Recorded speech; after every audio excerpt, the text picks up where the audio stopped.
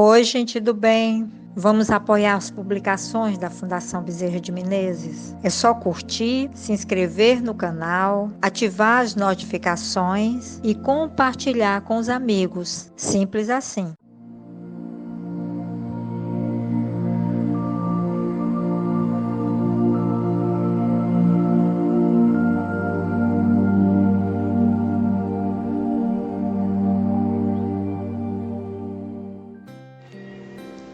Vamos fazer hoje o Evangelho.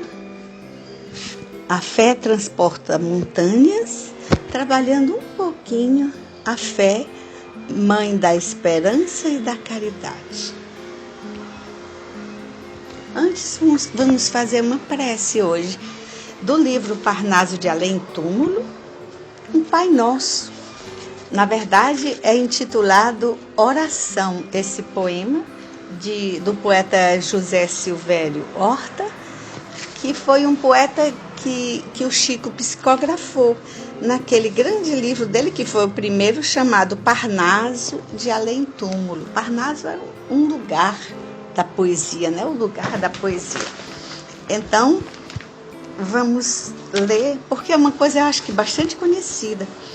Pai nosso que estás nos céus, na luz dos sóis infinitos, Pai de todos os aflitos desse mundo de escarcéus. Santificado, Senhor, seja o teu nome sublime, que em todo o universo exprime concórdia, ternura e amor. Venha ao nosso coração o teu reino de bondade, de paz e de claridade na estrada da redenção. Cumpra-se o teu mandamento, que não vacile nem erra, nos céus como em toda a terra, de luta e de sofrimento. Evita-nos todo o mal, dá-nos o pão do caminho, feito na luz e no carinho do pão espiritual. Perdoa-nos, meu Senhor, os débitos tenebrosos de passados escabrosos, de iniquidade e de dor. Auxilia-nos também nos sentimentos cristãos, a amar nossos irmãos que vivem longe do bem. Com a proteção de Jesus, livra nossa alma do erro, sobre o mundo do desterro, distante da vossa luz. Que a nossa ideal igreja seja o altar da caridade, onde se faça a vontade do vosso amor, assim seja. A igreja está no sentido de comunidade, que é uma coisa que a gente vai falar, que é de onde vem a palavra iglésias, quer dizer comunidade. Então, daí, aí terminou virando aquele templo de pedra, não é? Que também teve sua importância, e tem. Então, vamos ler só um pouquinho aqui a fé, como a gente leu ontem, a gente vai passar já para a instrução dos Espíritos. Porque a parte que Jesus conta é uma parte que uma criança lunática, que se joga na água, fica tendo aquelas convulsões no meio da rua, e os apóstolos estavam sem Jesus nessa hora. Jesus tinha ido orar. Ele às vezes se distanciava um pouquinho antes de vir falar nas multidões para entrar em contato com a espiritualidade. É o que as pessoas chamam do momento vertical, né? A relação da gente com o mundo espiritual direto, assim como se fosse uma subida, né? E o momento da horizontalidade, em que a gente vai partilhar o mundo com os outros. Então ele fazia essa relação com o mundo espiritual mais isolado, assim, para dialogar com o Pai, como ele sempre dizia, e depois vinha ajudar os que estavam esperando nas ruas. E era nesse momento que os apóstolos perguntavam por que eles não haviam curado o menininho que estava em convulsões. Ele disse, por causa da vossa pouca fé. Se disseres, transporta-te daqui para ali, a uma montanha, isso acontecerá, se tu tiveres fé. Só que ontem a gente analisou essa montanha como as nossas imperfeições e fez um estudo a partir disso. Hoje a gente vai discutir a ideia da fé como uma virtude ativa, que é mãe da esperança e da caridade. Isso não é uma frase à toa. Quando os Espíritos escrevem a fé, mãe da esperança e da caridade, tem todo um sentido. É porque uma coisa sem a outra cai, fica manca, não tem solidez. Vamos ver como é que é dito o texto espírita do Evangelho segundo o Espiritismo, capítulo 19. A fé, mãe da esperança e da caridade. Para ser proveitosa, a fé tem de ser ativa. Não deve entorpecer-se. Mãe de todas as virtudes que conduzem a Deus, cumpre-lhe velar atentamente pelo desenvolvimento dos filhos que gerou. Quais são os filhos? A esperança e a caridade. A esperança e a caridade são corolários da fé, quer dizer, o cume, o máximo, e formam com ela uma trindade inseparável, 3 coisas inseparáveis: fé, esperança e caridade. Sem a fé, como ter esperança? Sem a fé, que esperareis? E sem a esperança, como se terá a robustez do amor? Se não tendes fé, como a gente pode dar sustância, como diz o povo, ao amor? Inspiração divina, olha lá, uma inspiração divina. A fé desperta todos os sentimentos nobres que encaminham o homem para o bem. É a base da transformação humana. E para isso ela precisa ser forte e durável, para não ser abalada pelo vento das dificuldades. A fé sincera, inclusive, é empolgante e contagiosa. Não sendo só aparência, ela adquire uma pujança, uma fortaleza que se comunica naturalmente. Tende, pois, fé no que ela contém de belo e de bom, com a sua pureza e a sua racionalidade. Quer dizer, a fé, não vamos se esquecer que a fé tem que ser raciocinada, diz o Espiritismo. É uma coisa que você vai construindo com o conhecimento e a relação também do sentimento, né? Com o mundo que você vai trabalhando da sua vida e dialogando com o mundo espiritual.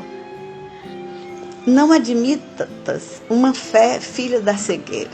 Não. Amai a Deus, mas sabei por que o amais. Se compenetrai dos frutos dos fins a quem você serve. Crede e esperai. Então, a fé é essa, ela é mãe de uma esperança. Esperança é uma utopia, que as pessoas chamam esperança utópica, às vezes, ou utopia. É o sonho que nos move, chama devir, chama futuro, né? E caridade é o amor ativo, o amor manifesto. Então a fé é uma virtude ativa, diz aqui. Para ser proveitosa, a fé tem de ser ativa. E deve ser mãe da esperança e da caridade, para poder ter sustentação. Então nós vamos ver hoje uma leitura rápida, vamos mencionar para a gente não esquecer, porque as imagens falam muito, a gente vai fazendo essas imagens de algumas coisas aqui que eu trago como histórias e a gente depois não esquece essas imagens. E elas são bons exemplos. É uma hora em que a gente vai mostrar essa relação entre fé, esperança e caridade. Ação no bem, que é a caridade. Esperança quer dizer você ter um telos, você ter uma ideia de futuro, uma ideia do que você está mirando como mundo espiritual, mesmo na Terra, como objetivo seu. E, na verdade, também a fé aqui como uma confiança no mundo espiritual, já manifesto agora nas nossas ações. Então é uma hora em que Paulo está preso. Ele trabalhou a vida toda, depois que ele viu Cristo, que mudou. Aí ele vai fundar os grupos cristãos para deixar uma semente construída. Ele foi o único discípulo que não conheceu Jesus em vida. Foi depois. Ele foi, inclusive, perseguidor dos cristãos. Depois ele vê Jesus na famosa estrada de Damasco, que representa justamente esse lugar de transformação da nossa vida, que vai ser fundamental. Às vezes a pessoa diz, foi na minha separação a minha estrada de Damasco. Eu passei a valorizar as coisas, eu passei a trabalhar, eu não trabalhava. Às vezes uma situação que aparentemente é uma situação que outros julgam de um jeito, para a gente ela pode ser um grande momento de reencontro com o plano espiritual, a nossa estrada de Damasco. Então, Aqui ele está preso e a irmã dele vai vê-lo. Paulo, na solidão do cárcere, sentiu-se felicitado com uma grande surpresa. Naquela manhã de sombrias perspectivas, chega sua irmã Dalila, com o seu sobrinho, ainda jovem, Estefânio, que penetraram na cela a fim de visitá-lo. Ele vai ser interrogado, a ideia é dele ser morto. Ele tinha apanhado muito, estava com o corpo todo dolorido, ele estava alquebrado, cansado, no limite das forças dele. E veja como é que ele interpreta essa visita. Focaliza o bem, focaliza essa ação ativa nos mínimos gestos. Essa entrega ao plano espiritual, que é a fé, mas solidificada numa ação. Olha que lindo, vamos ver.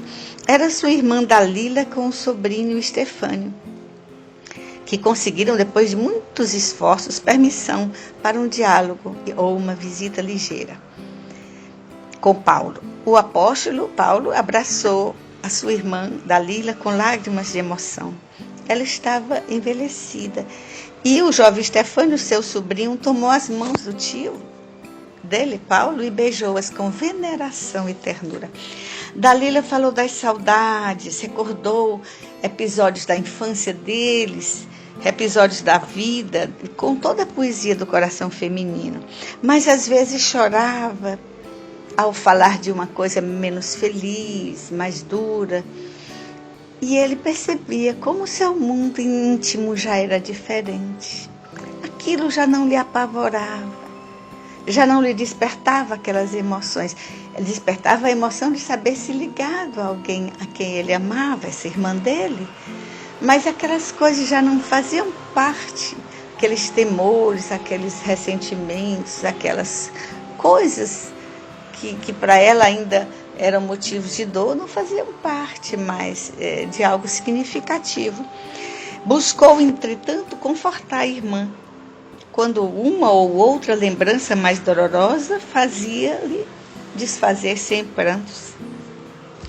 Paulo contou sucintamente suas viagens, lutas, contou alguma coisa das suas dificuldades nos caminhos percorridos por amor de Jesus.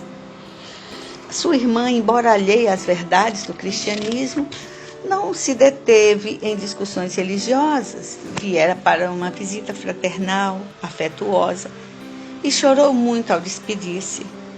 Não podia compreender a resignação, aquela fortaleza que o apóstolo, que era seu irmão, demonstrava.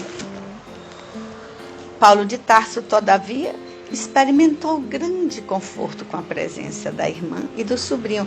Sobretudo, reparou a inteligência e a vivacidade de Estefânio na ligeira entrevista que eles mantiveram, que lhe proporcionou enormes esperanças no futuro espiritual do sobrinho.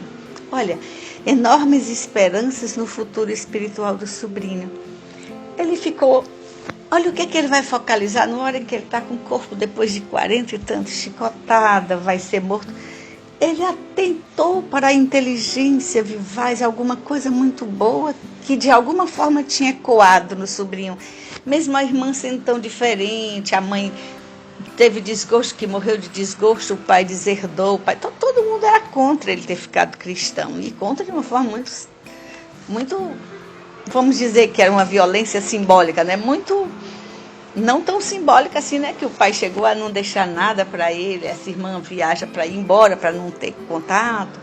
Mas isso fez um outro efeito na cabeça do sobrinho. Ele talvez tenha ido buscar, na memória do tio, de Paulo, outros elementos. E ele percebeu, com esperança, olha, esperança no futuro do sobrinho. O que ele ia desenvolver ali? Olha como a fé dele era ativa. Era uma fé atenta a essas pequenas plantações do cotidiano.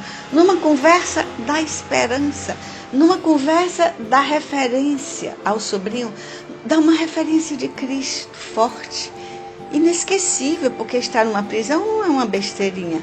E para a irmã, consolá-la, ouvi-la, partilhar um passado comum, bonito, não é? E aí esse campo de ação, fé como virtude ativa, vai criar uma condição de Jesus de noite vir lhe dizer. O corpo dele doendo, o corpo ferido, fisicamente exausto, Paulo percebia que o seu estado de saúde era precário. Será que conseguiria chegar aos seus testemunhos últimos? Ele se preocupava. Extensa fadiga senhorou-se do seu corpo. E ele sentia a diferença entre o seu esperançar e o seu limite corporal. Caindo, porém, logo em sono, acho que foi magnetizado, né? Ele encontra uma viva claridade. É Jesus que lhe sussurra em suavíssima voz: alegra-te pelas dores que resgatam e iluminam a consciência, Paulo. Ainda que os sofrimentos se multipliquem, renova os júbilos divinos da esperança. Guarda o teu bom ânimo, a tua alegria esperançosa, porque assim como deste testemunho de mim em Jerusalém, importa fazê-lo em Roma ainda. Isso era a confirmação que ele precisava. Ele percebia que ainda tinha que chegar naquele outro ponto ali, até Roma. Percebia os limites físicos, mas tinha a lucidez da fé, da esperança e da caridade, que é um amor manifesto. Todo o tempo essas três coisas juntas. Tinha já encontrado os dois amigos dele, de cristãos, que já tinham ido visitá-lo. Dois outros, acho que é Lucas e Timóteo, né? Lucas é aquele que vai ser o evangelista, aquele médico. Timóteo era um mais novinho. Então, eles vão reacender as esperanças e para que ele possa dar conta do que vai ter que dar. Ele quer dar. E, de fato, Jesus, além de confirmá-lo, lhe infunde as forças físicas que faltavam. Então, quando a gente se encontrar no limite, a nossa fé, que é essa entrega ao mundo espiritual, esse diálogo permanente quase, essa esperança, esse esperar, que não se refere só às coisas materiais, mas a elas também, e esse amor manifesto da caridade, eles vão dar sustentação aos nossos sonhos e ao nosso cotidiano. Vamos lembrar disso, a fé é uma virtude ativa e por hoje a gente fica aqui, muita paz.